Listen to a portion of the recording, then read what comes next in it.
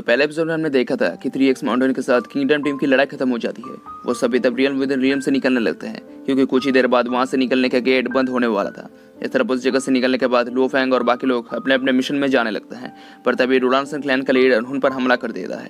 उनसे बचने के लिए तब लो फैंग मिंग्यू की मदद मांगता है, जो तब रोलानसन क्लैन के सभी शिप्स को फोड़ते हुए क्लैन लीडर की तरफ बढ़ने लगता है और इससे तब वो भी डर जाता है। अब आगे हम तब देखते हैं कि मिंग्यू सभी शिप्स को वहां पे तबाह करने लगता है और उसे देखकर क्लैन लीडर डर जाता है। मिंग्यू के पार्ट्स को देखकर तब लो फैंग और बाकी लोग भी एक डोमेन मास्टर लेवल के पार्ट्स को देख पाते हैं। मिंग्यू तब क्लैन लीडर के शिप में आ जाता है और वहां पे आते ही तब उनका कनेक्शन तोड़ देता है। मिंग्यू तब उनकी तरफ आगे बढ़ने लगता है। उसे देखकर क्लैन लीडर अपने होलोग्राम की मदद से बताता है कि मिंग्यू को जरूर कुछ न कुछ गलतफहमी हुई है।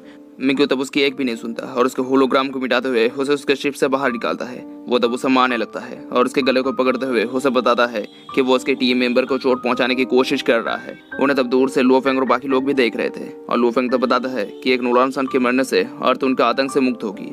मिंग्यू तब क्लैन लीडर के गले को दबाने लगता है। इससे तब उसकी हालत बहुत ज्यादा खराब हो जाती है। मिंग्यू तब उसे मारने ही वाला होता है, पर तभी उसे एक कॉल आती है। वो जब उसे उठाता है तब वो देखता है कि वो कॉल बायो बिल्डिंग के लीडर की होती है। वो तब मिंग्यू को बताता है कि जियान तियानजिन के साथ मास्टर हार्ग्रीव की पहले ही सुलह हो चुकी है, तो क्या वो अब भी अपनी हरकतों से बाज नहीं आने वाला। उसे देखकर तब मिंग्यू सोचने लगता है कि क्लैन लीडर ने जरूर अपने प्लेन की मदद से बायो बिल्डिंग के कमांडर के साथ राब्ता किया है। वो तब कमांडर को बताता है कि रोलानसन क्लैन लीडर ने पहले उसके 3X माउंटेन के मेंबर्स पर हमला किया था। इस पर तब कमांडर कहता है कि रोलानसन क्लैन लीडर ने उन पर हमला करने का सोचा जरूर था, पर उसने अभी तक उन्हें चोट नहीं पहुंचाया। वो अभी के लिए उसे छोड़ दे तो अच्छा होगा, वरना वो उसके साथ सुलह के एग्रीमेंट को तोड़ देगा और इस बारे में वो जियान तियानजिन के साथ भी डिस्कस करेगा।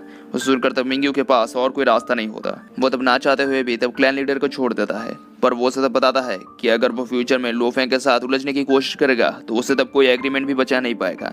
उस समय वो उसका लाइफ और डेथ का फैसला करेगा और ये बोलकर मिंग्यू तब वहां से जाने लगता है।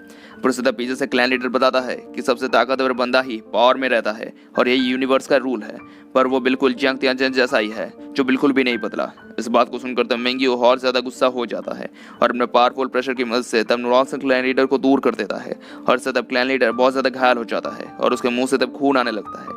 इस तरह मिंग्यू सभी लोगों के पास शिप में आता है और बताता है कि 3X माउंटेन अभी भी बायो बिल्डिंग के साथ कम्पीट नहीं कर सकती। वो तब उनसे उनका नेक्स्ट स्टेप पूछता है। इस पर लो फैंग बताता है कि वो लोग अब अर्थ में जाने वाला है। रोलानसन का थर्ड वेव अटैक हर 2 साल बाद ही होने वाला है, तो तब तक उन्हें वहां पे जाके तैयारी करनी होगी। मिंग्यू तब बताता है कि भले ही उन्होंने अपने 100 लाइफ प्लैनेट्स का ऑफर को ठुकरा दिया है, पर वो अभी भी उन्हें 5 प्लैनेट्स दे रहा है ताकि जरूरत के समय वो लोग वहां पे छुप सके। उन्हें देखकर वहां पे सभी लोग बहुत ज्यादा खुश होते हैं और लो फैंग तब मिंग्यू का शुक्रिया अदा करता है। दूसरी तरफ रोलानसन क्लैन का लीडर अपने एक मेंबर से पूछता है कि अर्थ तक पहुंचने में अभी भी कितना वक्त है। इस पर वो कहता है कि अर्थ के कैलेंडर के हिसाब से अब भी 1 ईयर 253 डेज है। क्लैन लीडर तब उन्हें हाई स्पीड में जाने कहता है ताकि वो लोग जल्द से जल्द वहां पे पहुंच सके। वो मेंबर तब बताता है कि वो लोग वहां पे पहुंच तो जाएंगे, पर वापस आने के लिए उनके पास फ्यूल नहीं है। लीडर तब कहता है कि उनका वहां पे सबसे जरूरी काम है अर्थ के रोबोट क्लैन एयरक्राफ्ट को पकड़ना। उन्हें जरूर वहां पे उनकी जरूरत के लिए फ्यूल मिल जाएगा और सबसे जरूरी काम है कि उन्हें लो फैंग को मारना ही होगा। जब तक कि ना अर्थ का कोई ओनर हो वो लोग वहां पे जाके जंग शुरू कर सकते हैं। उसके बाद को सुनकर तब वो लोग वो सब करने के लिए मान जाते हैं जो क्लैन लीडर ने उन्हें करने के लिए कहा था। दूसरी तरफ लो फैंग और बाकी लोग अपने रास्ते की तरफ जा रहे होते हैं। जहाँ पर जाते हुए तब लीडर होंग बताता है कि ये सच है कि दूसरे के भरोसे रहने से वो लोग इस यूनिवर्स में ज्यादा देर तक सुरक्षित नहीं रह पाएंगे। अगर उन लोगों को अर्थ को बचाना है तो उन्हें और भी ज्यादा स्ट्रांग होना होगा। लो फैंग तब बताता है कि उनके साथ अभी रोलानसन क्लैन की सुलह नहीं हुई है, पर उसके पास अभी रियल्म विद रियल्म के 48 ट्रेजर्स हैं और उसने इस यूनिवर्स के मिल्की वे बैंक को उन ट्रेजर्स को बेच दिया है और उनसे जो पैसे आएंगे उनसे वो लोग वॉर के लिए प्रिपरेशन ले सकते हैं। पर एक चीज अभी उसे सता रही है कि अगर ब्रोलिन को हेरिटेज क्रिस्टल बॉल मिल गई तो उनके लिए हालत और भी ज्यादा बुरे हो जाएंगे। इस तरफ हम देखते हैं कि नाइट प्रिंसेस ब्रोलिन और हार्ग्रेव मिल्की वे बैंक जाते हैं, जहाँ पर वो लोग वहां से हेरिटेज क्रिस्टल बॉल को खरीदना चाह रहे थे। उन्हें तब ये कहा जाता है कि वो लोग जिस चीज को खरीदना चाहते हैं उसका लेवल बहुत ही ज्यादा हाई है। वो तब उनसे 3 पासकोड को मांगते हैं। वो दोनों तब मिल्की वे बैंक को वो 3 पासकोड ही दे देते हैं। वो तब उन पासकोड्स को एनालाइज करने लगता है और एक प्रोसेस के बाद आखिरकार वहाँ पे हेरिटेज क्रिस्टल बॉल आ जाती है। उसे देखकर वहाँ पे तब वो दोनों ही बहुत ज्यादा खुश होते हैं और तब हार्ग्रेव कहता है कि हेरिटेज क्रिस्टल बॉल की मदद से अब वो थ्रोन उनका है और ये बोलकर वो तब उस बॉक्स को खोलने लगता है और उसके अंदर से हेरिटेज क्रिस्टल बॉल को देखकर वो लोग बहुत ज्यादा खुश भी हो जाते हैं। दूसरी तरफ लो फैंग और बाकी लोग अपने जर्नी की तरफ जा रहे होते हैं, जहाँ पर वॉर एलिशन थंडर फ्लो सीक्रेट टेक्निक को एक्टिवेट करने जाता है और उसके पास तब बाकी दोनों भी उसकी मदद करने के लिए होते हैं। वो तब उस टेक्निक को एक्टिवेट करता है, पर तभी वहाँ पे मिस्टर रू आ जाता है। वो तब वहाँ पे बहुत ही ज्यादा खुश होता है। उसे देखकर तब वो दोनों ही बहुत ज्यादा हैरान होते हैं और तब मिस्टर वू उनसे पूछता है कि किसने थंडर फ्लो सीक्रेट टेक्निक को एक्टिवेट किया है। वो तब उसे ढूंढने लगता है और तब वो वॉर एलिशन को देखता है जिसने उस टेक्निक को एक्टिवेट किया था। वो तब उसे ठीक से देखने लगता है। वो तब बताता है कि वो अब से उनके मास्टर का हायर है। वो बताता है कि उसे कहा गया है कि थंडर फ्लो सीक्रेट टेक्निक जिसे मिलेगी वो उसके मास्टर का हायर होगा। वो तब वहाँ पे सभी ब्लॉकचेन्स को अनलॉक कर देता है जो सभी सीक्रेट टेक्निक को छुपा कर रखते थे। और वो तब वॉर एलिशन को कहता है कि वो अब से लेवल वर्ल्ड मास्टर काबू का स्टूडेंट है। वो तब उसे वहाँ से ले जाने लगता है पर तभी बबाता वॉर एलिशन को पकड़ लेती है और वहाँ से जाने नहीं देती। वो दोनों मिलकर तब वॉर एलिशन को खींचने लगते हैं। वहाँ पे तब बेचारा वॉर एलिशन उनसे तंग आ जाता है और लो फेंग और लीडर होंग से मदद मांगता है। पर वो दोनों भी तब उसे देखकर हंसने लगते हैं। बबाता तब बताती है कि वॉर एलिशन प्लैनेट यूनमो का स्टूडेंट है और वो बूढ़ा मिस्टर वू उनके स्टूडेंट को चुराना चाहता है। उसे सुनकर तब मिस्टर वू गुस्सा हो जाता है और बताता है कि बबाता भी उसकी तरह ही है। पर वो तब देख पाता है कि बबाता उससे हायर इंटेलिजेंट लाइफ होती है। बबाता तब कहती है कि वो वॉर एलिशन को वहाँ से जाने नहीं देगी। और उसके बाद उसे सुनकर तब मिस्टर वू बताता है कि बबाता भले ही इंटेलिजेंट लाइफ मॉडल में उससे हाई लेवल की है पर उसके पास जो नॉलेज है वो किसी के भी पास नहीं है और वो उन्हें उसके साथ बांट सकती है। उन्हें देखकर तब बबाता बहुत ज़्यादा खुश हो जाती है और मिस्टर वू से उसके सभी नॉलेज को लेने लगती है। उसे तब वहाँ से बहुत सारी जानकारी मिलती है। इससे तो तब उसके खुशियों का ठिकाना ही नहीं होता।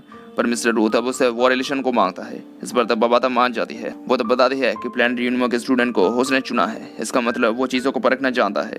लो फेंग तब मिस्टर वू से पूछता है कि हेरिटेज क्रिस्टल बॉल की पावर आखिर कितनी है और ब्रोलिन को उसे पा लेने से उनके लिए परेशानी कितनी ज़्यादा बढ़ सकती है।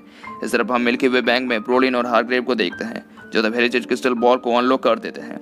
उसके अनलॉक होते ही तब वहाँ पर अचानक से मिस्टर वू आता है और उसे देखकर तब वो दोनों बहुत ज़्यादा चौंक जाते हैं। मिस्टर वू तब उन्हें बताता है कि उन्होंने हेरिटेज क्रिस्टल बॉल के कंपटीशन को जीत लिया है। वो तब उनका प्राइज ढूंढने लगता है पर उसे देखकर तब ब्रोलिन को वो बहुत ही ज़्यादा अजीब लगती है।